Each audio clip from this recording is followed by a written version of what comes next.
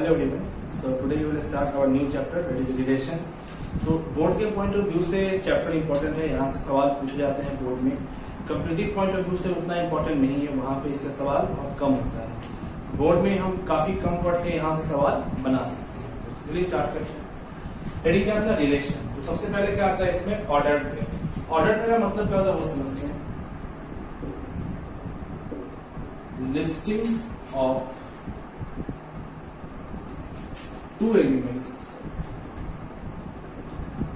listing of two elements in a specific order. दो element को जब हम किसी स्पेसिफिक ऑर्डर में अरेंज करते हैं तो उसको हम लोग ऑर्डर पेयर करते हैं. जैसे मान लिया हम लिखते हैं यहाँ पे ए कॉमा बी, तो दो एलिमेंट को हमने लिखा ब्रैकेट में ए कॉमा बी, तो ये हमारा ऑर्डर पेयर हो गया. नेक्स्ट मान लिया हम यहाँ पे लिखते हैं बी कॉमा ए, तो बी कॉमा ए एलिमेंट तो वही है ए और बी, लेकिन दोनों में अंतर है क्योंकि नाम यहाँ पे ऑर्डर्ड पेयर है तो ऑर्डर का कुछ ना कुछ फर्क पड़ेगा. अगर कोई एलिमेंट आगे लिखा है और कोई एलिमेंट बाद में लिखा है तो इस बात का फर्क यहाँ पे पड़ता है. ठीक, मतलब क्या हुआ कहने का कि ए कॉमा बी जो है that is not equals to B comma A, ये दोनों अलग अलग क्वांटिटी है. और अगर इफ बराबर हो जाता है जैसे ए कॉमा बी बराबर हो जाए x कॉमा वाई, तो this would imply what? x बराबर a होगा एंड y बराबर b होगा. ठीक है, तभी बराबर होगा. एक एग्जांपल देते हैं. मान लो 3x minus 1 and y plus 2 बराबर है 5 कॉमा 7. तो मान लिया अपने को निकालना क्या है? Find x and y. अगर ये बराबर है तो इस बात का मतलब ये होगा कि इसका पहला एलिमेंट और इसका पहला एलिमेंट दोनों आपस में बराबर हो जाएगा. 3x minus 1 equals to 5 and y plus 2 equals to 7. तो यहाँ से हो गया 3x equals to 5 plus 1 6, x equals to 6/3, x बराबर 2. और यहाँ पे y equals to 7 minus 2, y equals to 5. तो x और y की वैल्यू कितनी हो गई? 2,5. ये बात ठीक है. ये हमारा क्या हो गया? ऑर्डर्ड पेयर हो गया. अच्छा, इसी में अगर हम तीन एलिमेंट लिखते हैं, मान लीजिए यहाँ पे हम नेक्स्ट अगर तीन एलिमेंट लिखते हैं ए कॉमा बी कॉमा सी, तो इसको हम ऑर्डर्ड ट्रिपलेट कहेंगे. ठीक है, ऑर्डर्ड ट्रिपलेट कहते हैं. ये हमारा ऑर्डर्ड पेयर का डेफिनेशन है. इसको नोट कीजिए फिर आगे बढ़ते हैं.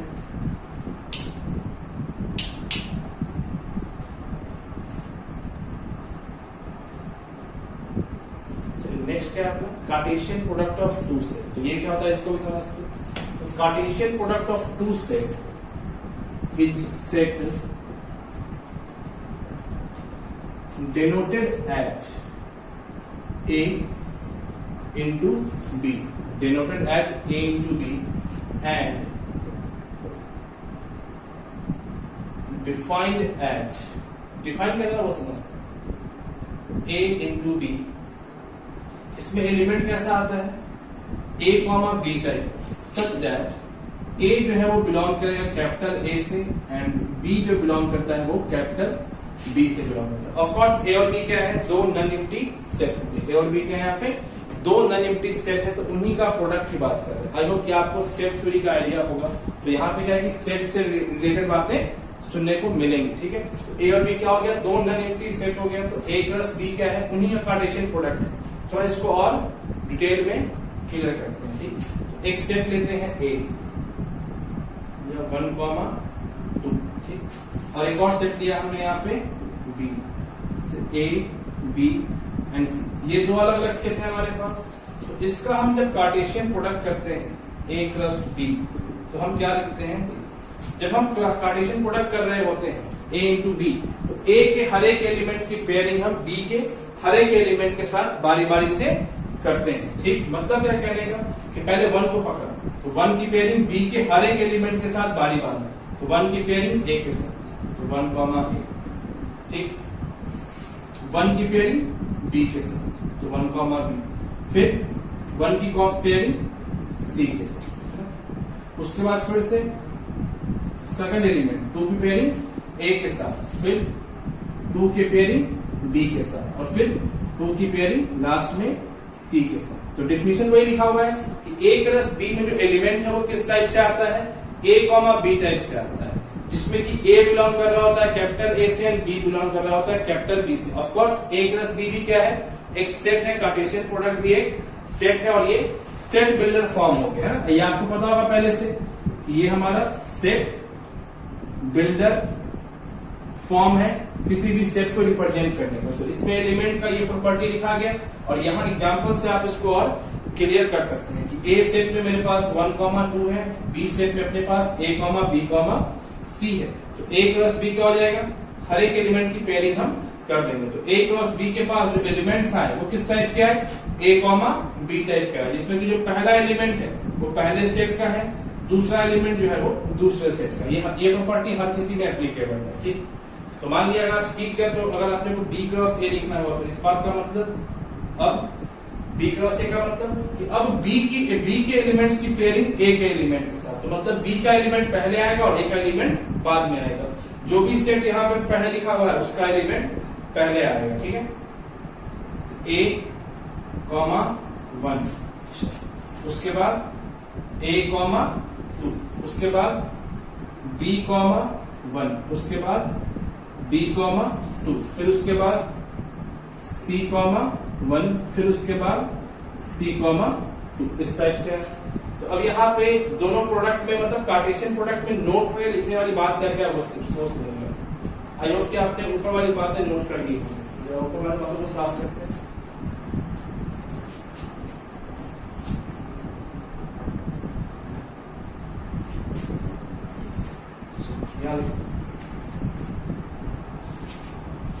पहला चीज क्या है, आप देखिए note number first,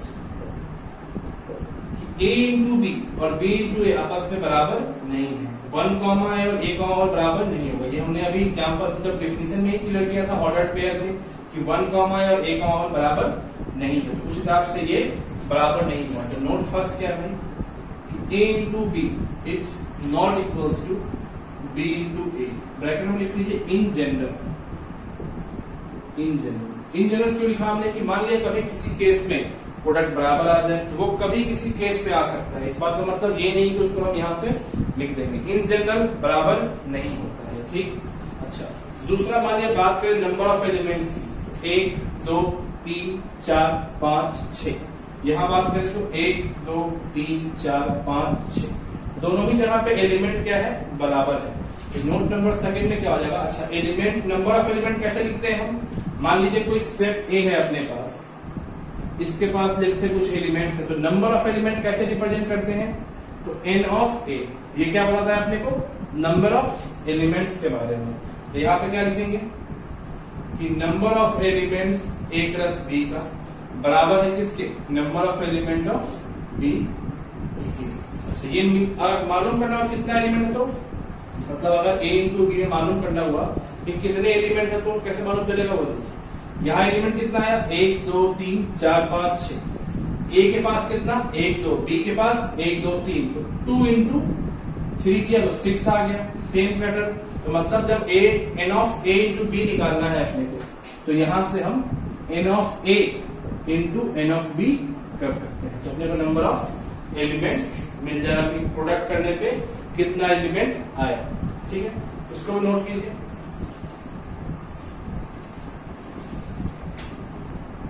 note number 3 लिख लीजिए क्या, if any of the set A और B, any of the set A और बी इज void। void मतलब कि एम्प्टी सेट है, मतलब सेट के पास 5 एलिमेंट है, then A into B is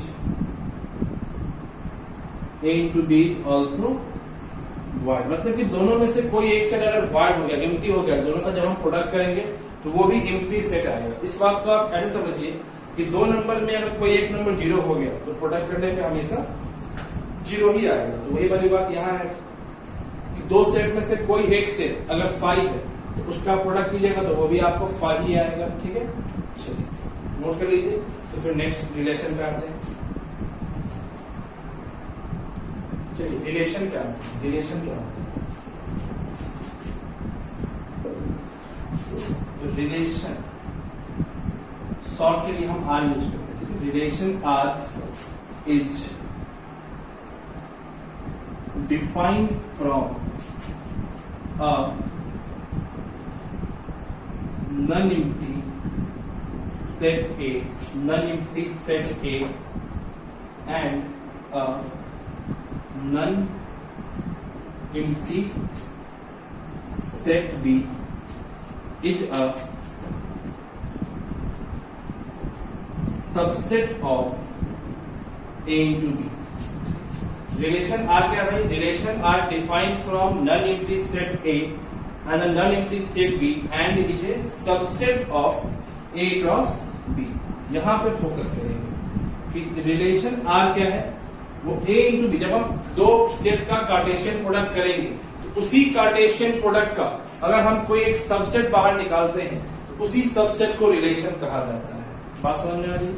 अगर हमारे पास कोई दो नॉन एम्प्टी सेट है, हम उसका कार्टेशियन प्रोडक्ट करते हैं और प्रोडक्ट करने के बाद हम उसका कोई भी एक सबसेट बाहर निकालते हैं, तो A इंटू बी भी तो एक सेट हो गया, तो उस सेट का सबसेट होगा, तो जो उस सेट का सबसेट होगा उसी को हम क्या बोलते हैं? रिलेशन कहते हैं. रिलेशन आर जो है वो सबसेट होता है A इंटू बी का. तो ये बात आपको समझ में आनी चाहिए. इसको अगर आप नोट करें एक बार तो फिर एग्जाम्पल से और इसको क्लियर करते हैं. एग्जाम्पल से इसको और क्लियर करते हैं. इस पूरे बात का मतलब ये हुआ आर जो है वो सबसेट है किसका? A इंटू बी का. आर जो है वो क्या है? सबसेट है किसका? A इंटू बी का. अच्छा, अब A इंटू बी में एलिमेंट्स किस टाइप का होता है? ऑर्डर्ड पेयर में होता है. A comma B, A comma C, मतलब दो दो की पेयरिंग होती है. तो ये आर के पास एलिमेंट कैसा आएगा? A कॉमा बी टाइप का. A कॉमा बी जो है वो बिलोंग करेगा आर में. A कॉमा बी टाइप के एलिमेंट जो है वो आर में बिलोंग करेंगे. इस बात का मतलब ये होता है कि जो एलिमेंट A है इसका रिलेशन B के साथ होता है. एलिमेंट A जो है वो उसका रिलेशन B के साथ होता है. ये हमारा थर्ड डिफिनेशन हो गया रिलेशन. ओवरऑल यहां से हमने बात क्या समझा कि जो रिलेशन है वो सबसेट है किसका? A इंटू बी का. A इंटू बी क्या है हमारा? Cartesian product. तो कार्टेशियन प्रोडक्ट का जो सबसेट होता है उसी को हम लोग रिलेशन कहते हैं. ठीक है, एक एग्जाम्पल से इसको थोड़ा और क्लियर कर लेते हैं. ठीक है, एग्जाम्पल एक लेते हैं. जैसे एग्जाम्पल वही जो हमने लिया है पहले, जैसे A 1, 2 एंड 3 और B यहां पे हम ले लेते हैं A कॉमा B. ये ठीक. अब देखिए, पहले तो क्या है कि हम कार्टेशियन प्रोडक्ट करते हैं A इंटू बी. तो मेरे पास एलिमेंट्स किस टाइप के आएंगे? पहले A का एलिमेंट 1 कॉमा A, उसके बाद 1 कॉमा B, फिर उसके बाद 1 कॉमा C, फिर उसके बाद 2 कॉमा A, फिर उसके बाद 2 कॉमा B, फिर उसके बाद C नहीं, sorry 1 comma A, 1 comma B, sorry C नहीं है, फिर 2 comma A, 2 comma B and फिर 3 कॉमा A, 3 कॉमा B. ठीक है, तो ये हमारा एक सबसेट हो गया. ठीक है, ये हमारा सॉरी A प्लस B हो गया, मतलब हमने कार्टेशियन प्रोडक्ट कर लिया. अब आप इस कार्टेशियन प्रोडक्ट का कोई भी एक सबसेट निकालिए, कोई भी एक सबसेट. मान लीजिए हम यहाँ पे एक सबसेट निकालते हैं. क्या हम निकालते हैं? यहाँ पे 1 कॉमा A, ठीक है, और 1 कॉमा B और फिर 2 कॉमा A, 2 कॉमा B. तो ये इसका एक सबसेट हुआ. सबसेट मतलब क्या होता है कि जब किसी सेट के एलिमेंट्स को आप बाहर निकाल कर लिखते हो तो वही जो बनता है वो क्या कहलाता है? सबसेट कहलाता है. तो ये इसका सबसेट. तो यही हमारा रिलेशन आर हो गया. ठीक है, यही हमारा क्या हो गया? रिलेशन आर हो गया. रिलेशन आर यही हो गया आपका. A इंटू बी का हम एक सबसेट निकालते हैं तो उसी को हम क्या बोल देते हैं? रिलेशन बोल देते हैं. इसको नोट कीजिए, फिर इसके ऊपर और जरूरी बातें आपको बताते हैं. पहले यहाँ पे नोट कीजिए. समझ में आया रिलेशन क्या होता है? एक और एग्जांपल कर लिया. मान लिया कोई ऐसे लेना चाहता है, मान लिया कोई ऐसे 1 कॉमा B, मान लिया कोई यहाँ पे लेता है 3 कॉमा B एंड मान लिया लेता है 3 कॉमा A. तो ये भी एक रिलेशन है. मान लिया इसका नाम R1 दे दो, इसका नाम कर दो R2 दे दो. ये भी एक रिलेशन हो गया. तो इस टाइप से हम बहुत सारा रिलेशन डिफाइन कर सकते हैं. अभी नंबर ऑफ रिलेशन के ऊपर ही बात करेंगे, कितना नंबर ऑफ रिलेशन हम बना सकते हैं उसके ऊपर भी हम बात करेंगे. पहले जरा कुछ और इम्पोर्टेंट बात यहाँ पे कर लेते हैं. अगर आपने फंक्शन पढ़ा होगा, फंक्शन अगर जानकारी है तो फंक्शन रिलेशन के बाद पढ़ते हैं, बट फिर भी अगर आपको पहले से पता हो तो आपने एक वर्ड सुन रखा होगा, domain, codomain and range. Domain, codomain and range. अच्छा यहाँ पे ए क्या था, 1, 2, 3 एंड बी क्या था अपने पास, ए, बी। बी ए था अपने पास, ए, बी था। ठीक है, तो हेडिंग क्या देते हैं अपना इसका, डोमेन, कोडोमेन एंड रेंज। ठीक है, देखिए डोमेन क्या होता है उसके ऊपर बात करते हैं। डोमेन, जो ये हमारा रिलेशन, डोमेन किसका निकाल रहा है, रिलेशन आर का। ठीक है, डोमेन किसका, आर का। इस आर में जो एलिमेंट्स आए हैं, इस आर में जो एलिमेंट्स आए हैं, जिस टाइप के एलिमेंट आए हैं, उनमें जो पहला नंबर होता है उसी को हम क्या बोलते हैं, डोमेन कहते हैं। पहले नंबर को निकाल के लिखा तो डोमेन, जो सेकंड नंबर है उसको लिखा तो रेंज, और पूरे सेट की बात की तो उसको हम लोग कोडोमेन कहते हैं। ठीक है, डिफिनेशन से अभी और आपको क्लियर करते हैं। ठीक है, इसी की हम बात कर रहे हैं। In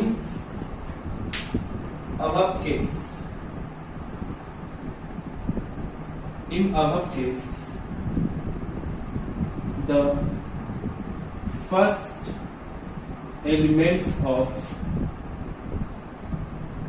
relation R is called its domain. In above case मतलब जो अभी हमने ये केस डिस्कस किया इसके ऊपर बात की जा रही है। In above case the first element of relation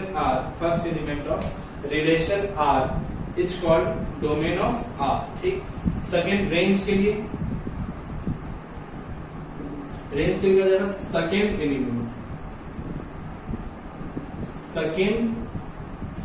element of, अच्छा एलिमेंट किसका, इस जो ये जो ऑर्डर्ड पेयर है उसका, ये जो ऑर्डर्ड पेयर है उसका second element of ordered, confuse मत कर लेना, second element of ordered pair of each element, ordered pair of each elements is called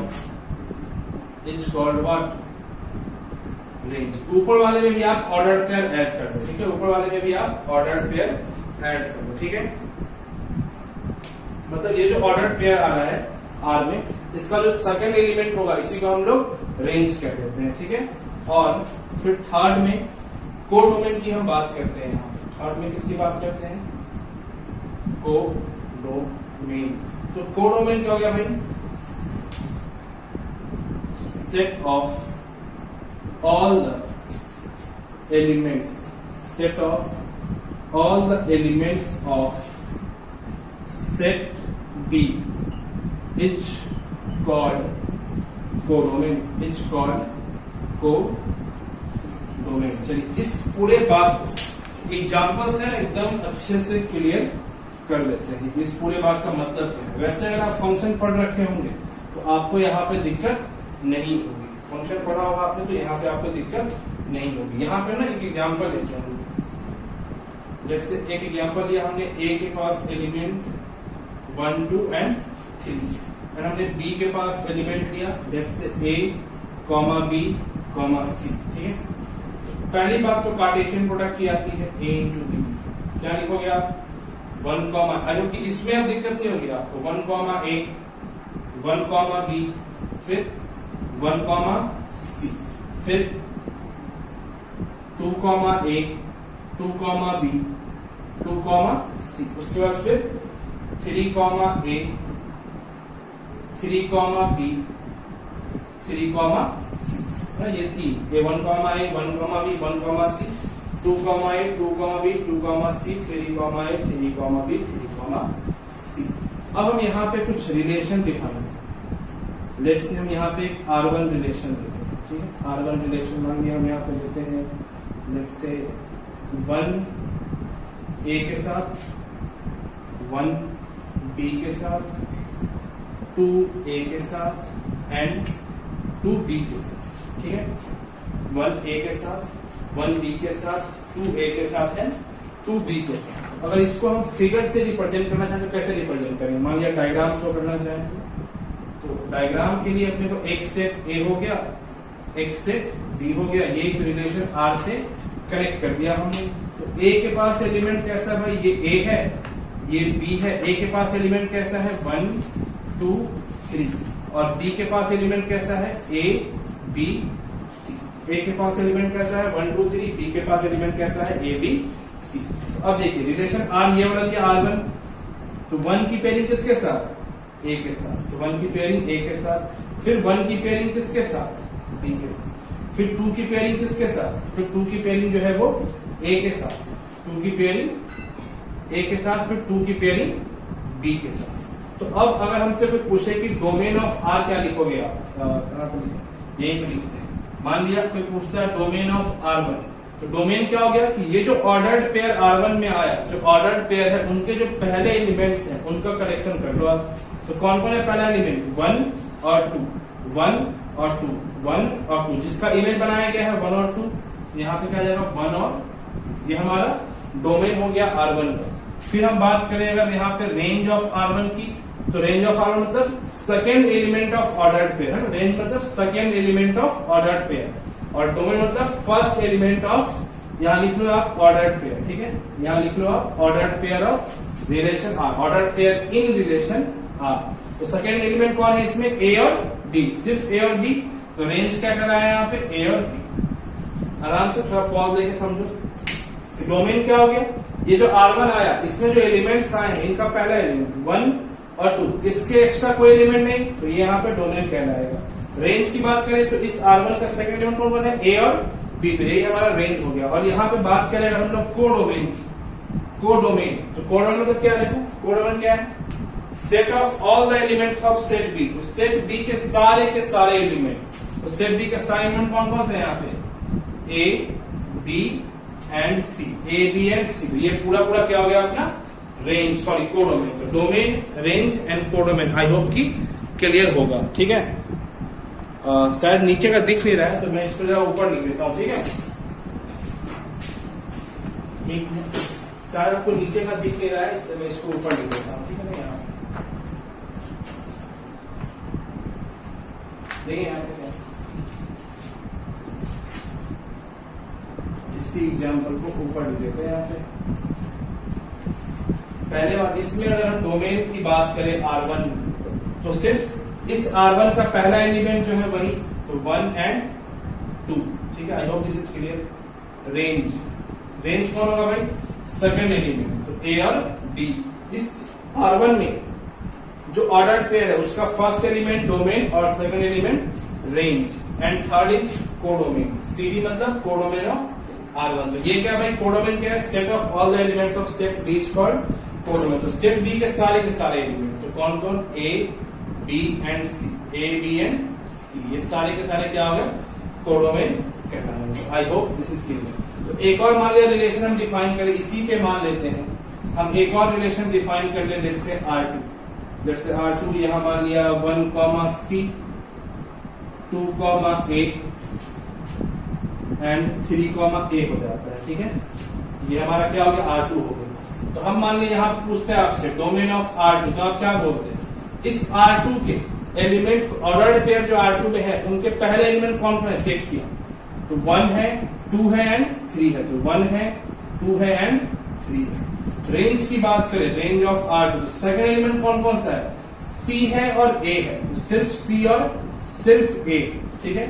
और कोडोमेन की बात करें तो कोडोमेन तो पूरा का पूरा एलिमेंट सेट B का, तो A, B, C। I hope this is clear now. तो अभी हमने क्या सीखा? इतने देर में हमने क्या सीखा? ऑर्डर्ड पेयर किसे कहते हैं, कार्टेशियन प्रोडक्ट क्या होता है, रिलेशन हम किसे कहते हैं, रिलेशन के बाद रिप्रेजेंट कैसे करते हैं, domain domain, codomain and range क्या होता है। ठीक, यहां तक आप नोट कीजिए, फिर हम आगे बढ़ते हैं।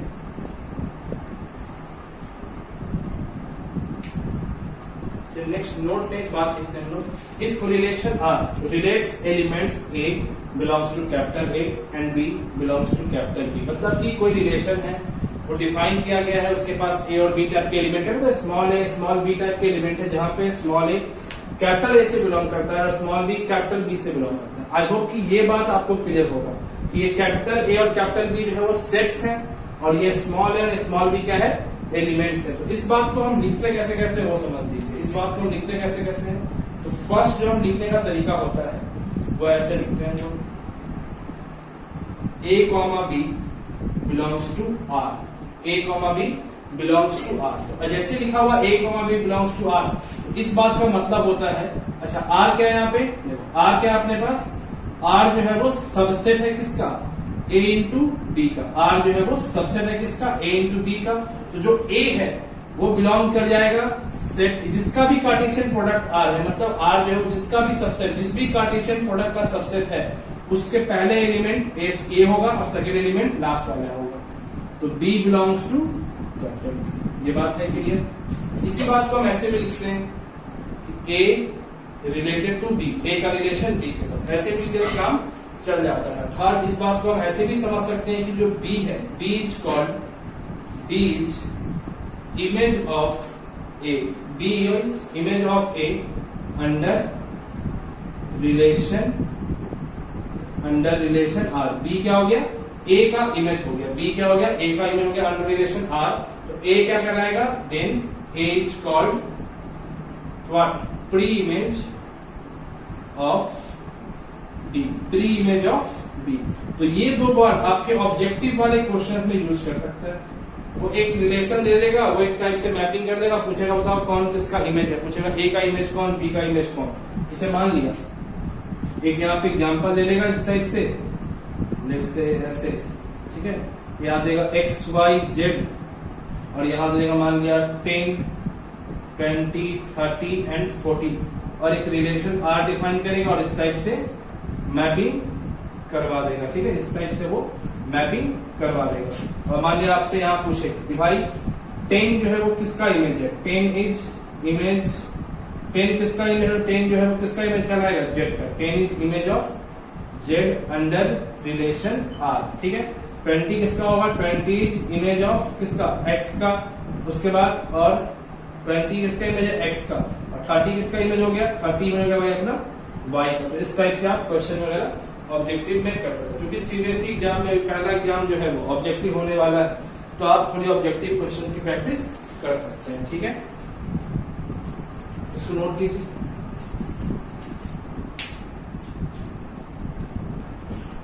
नोट में एक और बात देख सकते हैं। सपोज कीजिए कि ए सेट के पास अपने पास m एलिमेंट है और बी सेट के पास अपने पास k एलिमेंट है। तो जब हम इनका कार्टेशियन प्रोडक्ट करेंगे तो इसके पास नंबर ऑफ एलिमेंट कितना हो जाएगा, m इंटू k। ये आप जानते पढ़ा रखे हो, पहले हमने पढ़ा है। अच्छा, अब अगर मान लीजिए किसी सेट A के पास लेट्स से n एलिमेंट्स है, तो शायद आपको याद हो कि नंबर ऑफ सबसेट कितना होता है, नंबर ऑफ सबसेट कितना होता है। तो ये अपना 2 टू द पावर n हो जाता है। अगर a के पास n एलिमेंट है तो उसके नंबर ऑफ सबसेट्स की संख्या 2 टू द पावर n होती है। ये हमने सेट में पढ़ रखा है, या आपने भी सेट में पढ़ रखा होगा। तो यहां पे अगर हम पूछे आपसे कि number of subsets of a into B, क्योंकि a इंटू बी भी क्या है, सेट ही है, तो इसका भी सबसेट क्या है, नंबर कितना हो जाएगा, 2 to the power m into k. अच्छा, अगर सबसेट की संख्या 2 टू द पावर m के है तो रिलेशन की संख्या कितनी होगी, नंबर ऑफ रिलेशन। क्योंकि रिलेशन भी तो सबसेट ही है ना a प्लस बी का, रिलेशन भी तो सबसेट ही है a प्लस बी का। तो यहाँ भी संख्या कितनी होगी, 2 to the power m into k. Number of relation कितना होगा, 2 to the power m into k. मतलब क्या, एग्जाम्पल में ले लिया जैसे a,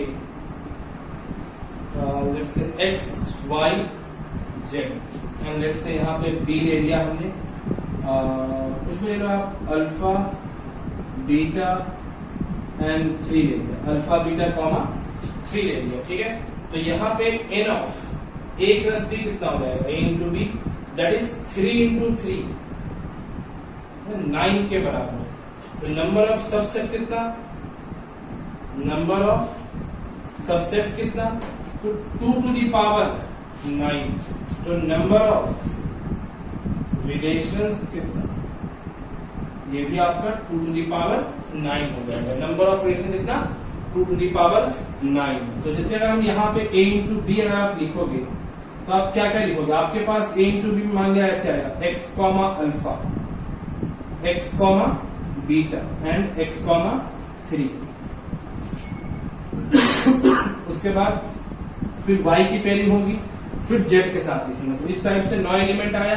तो रिलेशन क्या क्या आप लिख सकते हो, आप यहाँ पे कुछ भी लिख सकते हो, कोई भी सत्र x कॉमा अल्फा ले सकते हो, आप चाहो तो x comma alpha x comma beta ले सकते हो, आप चाहो तो x comma alpha y comma alpha ले सकते हो। आप इस टाइप से जितना भी सबसेट इसका बन सकता है उतने टाइप का रिलेशन आप यहाँ पे डिफाइन कर सकते हैं। और कुल मिला के 2 to the power 9 टाइप के रिलेशन बनेंगे। दैट इज 512 रिलेशन हम यहाँ पे डिफाइन कर सकते हैं, 512 रिलेशन हम यहाँ पे डिफाइन कर सकते हैं। तो कुल मिला के अभी तक हमने क्या क्या सीखा, वही अपना ऑर्डर्ड पेयर जिसको बोलते हैं, कार्टेशियन प्रोडक्ट क्या होता है, रिलेशन हम किस चीज को रिलेशन कहते हैं, रिलेशन लिखते कैसे हैं, डिफाइन कैसे किया जाता है, क्या क्या टर्म यूज किए जाते हैं, डोमेन क्या, रेंज क्या, कोडोमेन क्या, नंबर ऑफ एलिमेंट्स कैसे निकालते हैं, इसके बारे में हमने सीखा। अब आगे चल के क्या सीखना है अपने को, टाइप्स ऑफ रिलेशन, कितने टाइप के रिलेशन होते हैं। क्योंकि यहाँ पे एक देखिए, अब हम यहाँ पे एक सेट में मतलब एक कार्टेशियन प्रोडक्ट का रिलेशन अगर लिखने बैठेंगे तो कितना भी आ सकता है, नंबर ऑफ एलिमेंट पे डिपेंड करेगा। तो उस हिसाब से मान लीजिए यहाँ पे जैसे 512 है तो 512 में किसी का कुछ नाम भी हो सकता है, कुछ एक खास पैटर्न पे भी जा सकता है। तो उन सब पैटर्न के बेसिस पे हम टाइप्स ऑफ रिलेशन पढ़ने वाले हैं, तो वो हम लोग नेक्स्ट वीडियो में कवर अप करेंगे। ठीक है, फिलहाल के लिए इतना ही, मिलते हैं नेक्स्ट वीडियो में।